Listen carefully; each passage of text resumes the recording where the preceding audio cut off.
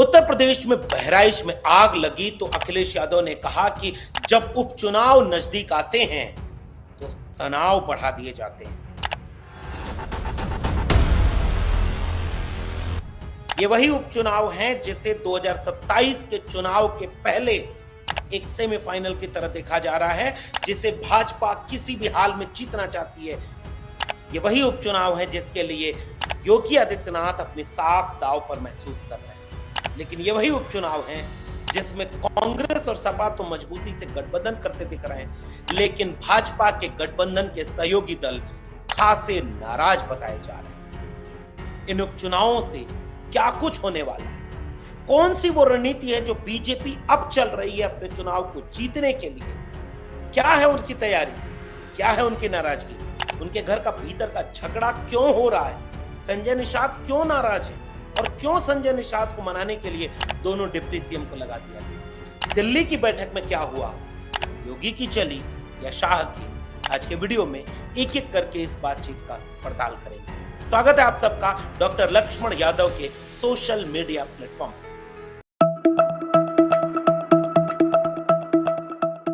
उत्तर प्रदेश में 10 सीटों पर उपचुनाव होने वाले हैं और उत्तर प्रदेश कोई सामान्य राज्य भी नहीं है। उत्तर प्रदेश में एक खास तरह की प्रवृत्ति राजनीति की रही है।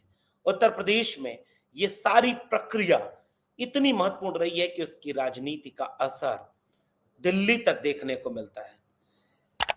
आज की तारीख में उत्तर प्रदेश में एक उपचुनावों का दौर चल रहा है। एक दो नहीं, 10 सीटों पर चुनाव होने वाले हैं और इन 10 सीटों में से समाजवादी पार्टी 5 सीटों पर थी और 5 सीटों में से 3 सीटों पर भारतीय जनता पार्टी का एमएलए, एक पर आरएलडी और एक पर निषाद पार्टी का एमएलए था। लेकिन उत्तर प्रदेश में बहुत कुछ बदल गया है 22 के चुनाव और 24 के बीच में।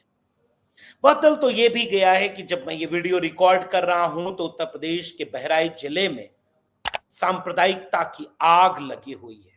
उत्तर प्रदेश सरकार के दावों को धता बताते हुए कानून और व्यवस्था पर बोले गए बड़े बड़े भाषणों को चकनाचूर करते हुए लॉ एंड ऑर्डर के ध्वस्त होने की कहानी कह रहा है बहराइच का जिला, जो सांप्रदायिकता की आग में चल रहा है।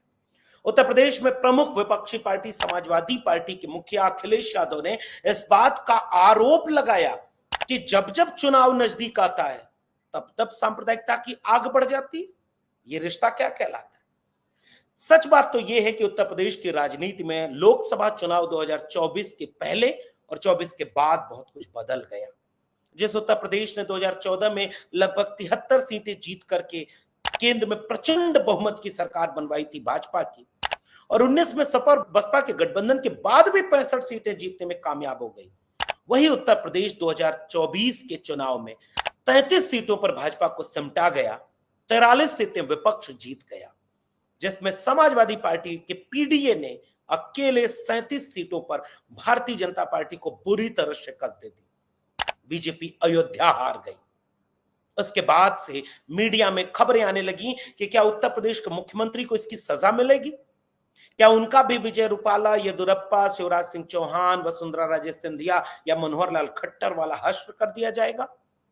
जब से ये बात खबर सामने आई, योगी आदित्यनाथ ने भी अपनी सियासी चाल बिछाई और उस चाल में बच करके योगी आदित्यनाथ आज भी उत्तर प्रदेश के मुख्यमंत्री बने हुए हैं। लेकिन भाजपा पूर्ण बहुमत से 24 में सरकार नहीं बना पाई यूपी के चलते, और समाजवादी पार्टी को एक कॉन्फिडेंस मिल गया पीडीए का। उस पीडीए के कॉन्फिडेंस में तमाम दलित पिछड़ी जातियों को गोलबंद करके एक बड़ी एकजुटता के साथ समाजवादी पार्टी एक मजबूत पार्टी बनकर के उभरी है, जनता के बीच लोकप्रिय हो रही। विविधता वाला नेतृत्व, जो एमवाई पार्टी का टैग बार बार लगाया गया था सपा पे, सपा ने उसको तोड़ा, हर जाति बिरादरी को प्रतिनिधित्व दिया, पीडीए बनाया, पिछड़ा, दलित, अल्पसंख्यक, और उसने एक जनता के भीतर पल रहे आक्रोश, बेरोजगारी के खिलाफ, महंगाई के खिलाफ, भाजपा के कुशासन के खिलाफ, लॉ एंड ऑर्डर के खिलाफ, दलितों पिछड़ों पर होने वाले अत्याचार, जुल्म और ज्यादती के खिलाफ जो आक्रोश जनता में ऑलरेडी पनप रहा था, उस आक्रोश को समाजवादी पार्टी एक प्लेटफॉर्म देकर के सामने मजबूत चुनौती बनकर पेश हो गई और इसलिए भाजपा की नींद उड़ी हुई है। समाजवादी पार्टी ने अपने करियर में अब तक की सबसे बड़ी जीत हासिल की। समाजवादी पार्टी ने अपना प्रतिनिधिमंडल बनाया। 2024 के चुनावों के पहले भी वो काम हो रहा था और बाद में और तेज हो गया। कोई भी घटना हो जाए, हिंसा की, अत्याचार की, दमन की, शोषण की, अन्याय की, एक प्रतिनिधिमंडल विविधता के साथ, पीडीए के साथ वहां पर मौजूद मिलेगा, विपक्ष की आवाज को दमदारी से उठाएगा। पिछले दिनों जेपीएनआईसी के बिल्डिंग पर, जो कि 1000 करोड़ रुपए की बिल्डिंग बनी है, वहां जाकर के अखिलेश यादव जब माल्यार्पण करना चाह रहे थे जेपी की मूर्ति पर, पुलिस ने रोक दिया। पिछले साल रोका तो अखिलेश यादव कूद कर अंदर चले गए और माला पहनाई। इस बार रात में ही वो पूरा इलाका बैरिकेडिंग से बांध दिया गया। पुलिस के कार्यालय की तरफ से, लखनऊ की तरफ से तैयारियां की गई। एक लेटर जारी हुआ जिसमें कहा गया कि वो बिल्डिंग बंद पड़ी है, जिसमें जंगली जीव जंतु हो सकते हैं और अखिलेश यादव की जान को खतरा हो सकता है। पुलिस प्रशासन को शर्म नहीं आई कि जो 1000 करोड़ की सरकारी पैसे की जमीन है वो इतनी खंडहर क्यों बन गई कि वहां पर जीव जंतु पाए जा रहे हैं, जबकि वहां सरकार चलनी चाहिए थी वहां से, और विपक्ष को एक मौके के रूप में दे दिया। अखिलेश यादव सड़क पर उतरे। अखिलेश यादव अपने मिजाज में उपद्रवी नहीं है, इसलिए उन्होंने पुलिस प्रशासन, लॉ एंड ऑर्डर को मानते हुए अपने कार्यालय में जेपी की मूर्ति मंगाई और प्रतिमा पर माला पहनाई। लेकिन विपक्ष ने अपना तेवर जरूर दिखा दिया। इस तेवर से भी भाजपा डरी हुई है और मुख्यमंत्री योगी आदित्यनाथ के लिए यह शर्त शायद रख दी गई है कि अगर अब आप नहीं ये उपचुनाव में प्रदर्शन अच्छा कर पाए तो आपकी कुर्सी भी खतरे में होगी। इसलिए मुख्यमंत्री योगी आदित्यनाथ सारा दारोमदार अपने हाथ में लेकर उपचुनाव के लिए दिल्ली में बैठक कर रहे हैं, जब बहराइच में आग लगी थी। इस तरह से उत्तर प्रदेश में सपा की तरफ से मिलने वाली चुनौती बीजेपी के लिए वैसे एक मुश्किल बन चुकी थी। जनता ऑलरेडी नाराज है। जनता ने लोकसभा चुनाव में बीजेपी के खिलाफ माहौल बनाया और उसी बीच में भारतीय जनता पार्टी के लिए एक और मुश्किल अब सामने खड़ी हो गई, उनके सहयोगी दलों की तरफ से। संजय निषाद एक बयान देते हैं, क्योंकि इन सीटों में से एक सीट संजय निषाद की पार्टी की भी है। अगर मैं गलत नहीं हूं तो इन सीटों में जितनी भी 10 सीटों पर चुनाव होने वाला है, इनमें से 9 पर बीजेपी अकेले चुनाव लड़ने जा रही और संजय निषाद जो सीट मांग रहे थे उन्हें नहीं दी गई। मझवा और कटहरी सीट पर संजय निषाद दावा कर रहे थे। मझवा सीट पर तो उनका सिटिंग एमएलए था और वो डॉक्टर विनोद बिंद अब भदोही से सांसद बनकर के केंद्र में चले। अपने एमएलए की सिटिंग सीट भी संजय निषाद को नहीं दी गई। बीटिंग हुई, मैराथन बैठकें बीजेपी में हुई, लेकिन वो अपने ही सहयोगी दल को किनारे कर दिया। उन्होंने एक सीट उन्होंने आरएलडी को दी है और उस आरएलडी को देने वाली एक सीट, उस सीट पर चूंकि आरएलडी का विधायक था तो वो सीट उन्हें दे दी गई और संजय निषाद को मनाने की जिम्मेदारी केशव मौर्य और ब्रजेश पाठक यानी दोनों डिप्टी सीएम को दे दी गई। उनका अभी भी नाराजगी जाहिर है। वो मझवा और कटहरी दोनों सीट मांग रहे थे और उनका कहना है कि वो हर हाल में लड़ेंगे। अब ये माना जा रहा है कि आखिर में वह काम अब ये खुद हो सकता है अमित शाह अपने हाथ में लें कि वो किसी तरह समझाएं।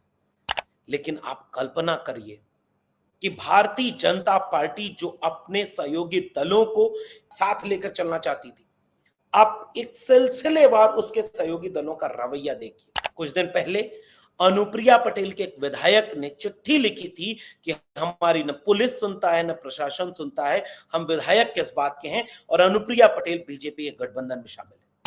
अनुप्रिया पटेल 69,000 शिक्षक भर्ती के मामले पर अपनी सरकार के खिलाफ चिट्ठी लिख देती है। अनुप्रिया पटेल जाति जनगणना कराने की मांग करती हैं, जो जाति जनगणना न तो योगी आदित्यनाथ कराना चाहते न नरेंद्र मोदी और अमित शाह। ओम प्रकाश राजभर बीच बीच में कुछ न कुछ ऐसे बोलते रहते हैं। मंत्री तो बना दिए गए, लेकिन वो मंत्री कितने हैं ये उनके लोग भी जानते हैं कि चलती कुछ नहीं है, सुनता कोई नहीं है, सब कुछ मुख्यमंत्री योगी आदित्यनाथ के कब्जे में है। संजय निषाद अपनी ताकत दिखाना चाह रहे थे।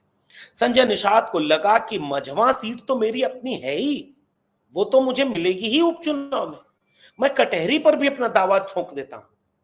बैठक के बाद पता चल रहा है कि योगी आदित्यनाथ के दबाव में कटहरी तो छोड़िए, सिटिंग मझवा सीट भी संजय निषाद को नहीं दी गई और इस तरह से अपने सहयोगी दलों को बीजेपी किनारे कर चुकी है और जिसके चलते भारतीय जनता पार्टी के भीतर उत्तर प्रदेश में तूफान मचा हुआ है। हालांकि ये लोग इतना साहस नहीं दिखा पाते कि ये इन चीजों को सार्वजनिक तौर पर कोई बात कह पाए, क्योंकि बीजेपी के पास चुप कराने के बहुत सारे रास्ते होते हैं। कुछ बांट देंगे, कुछ दे देंगे, मुंह भर देंगे या थोड़ा आंख तरेर देंगे। क्या अमित शाह को अब ये जिम्मेदारी दी गई है कि संजय निषाद को मनाए? अब इस पूरे समीकरण को समझिए।